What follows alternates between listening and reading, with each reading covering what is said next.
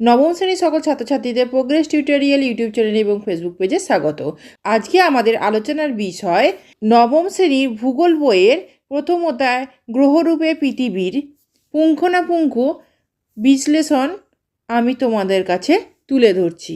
আজকের আলোচনার বিষয় পৃথিবীর আকৃতির ধারণা।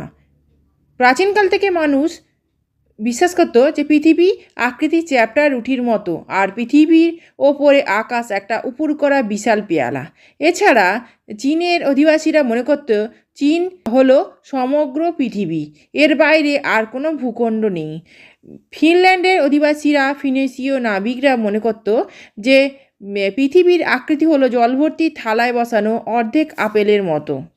পরের আলোচনার বিষয়টি দেখো, অতীতকাল থেকে বর্তমান সময় পর্যন্ত পৃথিবীর আকৃতি সম্বন্ধীয় প্রমাণসমূহ।